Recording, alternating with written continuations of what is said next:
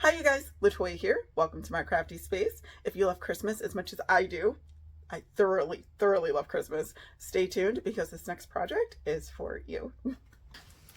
Following up on my last video, and don't worry if you thought this was going to be a video sharing my new Stampin' Up! Haul, I'm going to share that in the next video, okay? I only have so much time with my 2 jobs, full-time and part-time, and also my 2 classes, my 2 cats, and my 1 husband. I'm ridiculously busy, so thank you for your patience. I love sharing my little hobby with you guys. All right, so this is the Simon Says Stamp Home for the Pawlidays stamp set.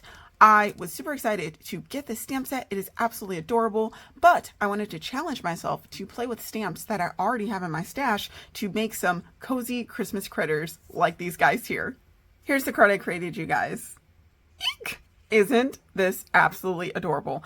I'm tickled that I even created this. And look, Santa has some shine, but that's out of necessity. All right, you guys, these are all the items I used to create this card here. So let me run down my card process before I show you how I created the card. Now, like I said, I had the inspiration here, which was Christmas, and also trying to make something similar to this stamp set. So I went through my Lawn Fawn stamps and I pulled out several stamps. Then I just dwindled that down further. I already knew that I wanted to make an A2 size card because I'm an A2 size girl. So I had out a piece of white A2 size cardstock. From there, I just went through all of the stamp sets that I chose, and any image that basically caught my fancy for like a potential scene, I just went ahead, opened up the stamp set, and then I pulled the item, for instance, this dog here, and then I placed it down on my A2 size card. So this is just for me to get a gist of what I want to do and how much space I have, and trying to think of a potential layout because I did not have a layout in mind. So I did that with all of these items. From this stamp here, this stamp set is called Furry and Bright, and this is just, it is absolutely perfect. I knew this little dog here, I wanted him to get into some kind of mischief or just be extremely sweet. So I pulled him out, and I knew with some masking, I could make him look festive. There are some accessories here, but I opted not to use those. So I took that guy who, quote unquote, who, which you actually see here. From this stamp set I was tickled by because this is clearly a birthday stamp, but I was like, you know what? I'm going to turn this into a holiday. I was going to say holiday hoedown, festive wonder. I'm at a loss for words right now. It also reminded me of some of the images here on this set, which I also love. For example, this box of treats, which stamped out looks like this, is the same box of treats that's here in this group of presents. And then I thought to myself, why would I not make this group of presents just a group of Christmas presents? Oh my goodness, I got really excited. So that's exactly what I did. I stamped this out. Then I noticed this dog here and I was like, hey, why does he look so familiar? Oh yeah, he's actually in the Home for the Pawlidays stamp set, except he's facing a different direction and he has on a holiday hat. Well, I can make this one have a holiday hat too. So challenge myself with that. Then the house, and this is one of the reasons why I also love this stamp set. I love that you have the little dog bone there and these adorable Christmas lights. This stamp set here, obviously clearly decorated for a birthday, but I was like, you know what? I can turn this into a little holiday doghouse also. So I stamped that out, did some masking, and as you can see, I added some lights and made it look super cute. This set here is called Bah Humbug, and it is absolutely adorable because I consider this my accessory stamp set. I ended up using the lights for that doghouse, ended up using the hat for little Fido here. I don't know what else to call it, a husky. And then I put the scarf on this darling dog here who I wanted to be up to something, which I decided to have him leaning against the doghouse and howling at Santa, or thanking Santa for all of the great presents that this one was clearly more interested in. For this set here, I ended up just using the tree. I stamped that out twice to obviously fill in the background, which should be woods. And then I went ahead and stamped out this adorable present and put it right in front of the dog we're calling Fido. And this is the Merry Mice set. This set here, I just took Santa and his sleigh because Honestly, I was just thinking about Christmas and I thought this card would look great just with Santa and having this adorable dog here howling or thanking Santa for the presents. I ended up taking out this awesome fancy die by Hero Arts. This is the Snowflake Confetti die, and I got 2 uses out of this. I ended up using it as a background for my card, and then I poked out the pieces, as you can see, and then I used the circles just to decorate my card to give it a little bit of snowfall, and I really feel like it makes it pop. Lastly, for the stitched hillside here, or the snow hills, that I have these 2 on, I literally just have 2 I placed, and they're from a couple of these dies. I just stacked them one on top of another. These are either from My Favorite Things and or Lawn Fawn. As you can see, I now keep packaging for my dies, but there was a time when I didn't, and then I created my own die sheet holders. So that's all I used to create this card. This background here is actually made with Distress Oxide, and this is heat set, and I will go over that more in the following clips. Okay. I have the 2 images that I want to create masks for. To create a mask, you can use a Post-it note or a thin sheet of paper with an adhesive side to it. I'm just going to stamp this out once. It does not need to be pretty, but the lines need to be clearly defined in the image, because to mask, you want to fussy cut directly on that black line, because whatever you put down, you do not want it to show up in the stamp, as you will see when I go to demonstrate. So I'm just cutting directly on that line and cutting out what I don't want to show. So I have the Santa hat and the banner and the dog print for the doghouse. I'm taking off that little thin piece of adhesive sheet, placing my Santa hat down, then placing my husky stamp on top of that stamped image, because when I go to stamp this husky, the Santa hat is going to block out where I want the Santa hat when I do my secondary stamping.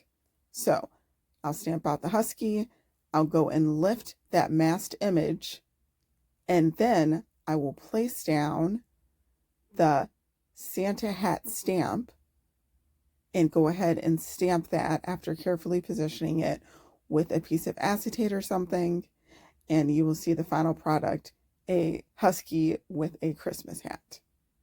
And I did the same thing for the doghouse. If you guys want a better demonstration, let me know. I'll do a whole snippet for you guys. Now I have out my Brother Scan and Cut mat.